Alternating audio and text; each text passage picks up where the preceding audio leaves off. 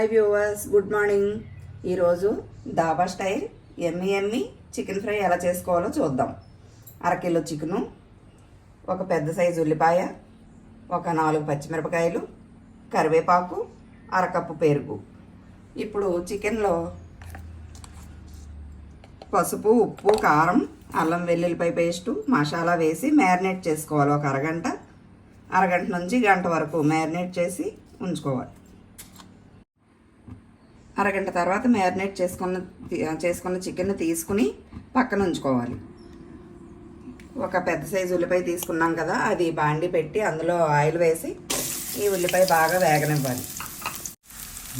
ఉల్లిపాయలు ఇలా సగానికి పైగా వేగిన తర్వాత 4 పచ్చిమిరపకాయ ముక్కలు వేసుకుని ఈ మ్యారినేట్ చేసుకున్న చికెన్ ఇందులో వేసి మీడియం ఫ్లేమ్లో పెట్టి జాగ్రత్తగా ఫ్రై చేయాలి.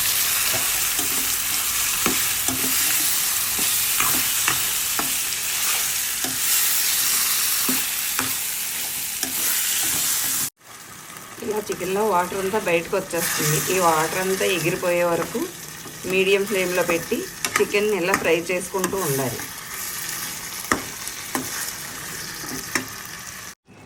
మనం వాటర్ వేయక్కర్లేకుండానే చికెన్లో నుంచి ఇలా వాటర్ వస్తుంది. ఆ వాటర్ అంతా ఎగిరిపోయి డ్రై అయిపోయేలాగా రోస్ట్ చేసుకోవాలి.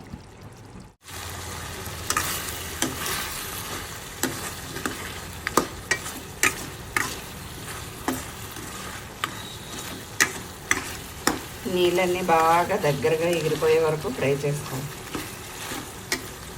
దీనికి కొంచెం ఆయిల్ ఎక్కువగానే పడుతుంది, సరిపడా వేసుకుంటేనే టేస్ట్గా ఉంటుంది.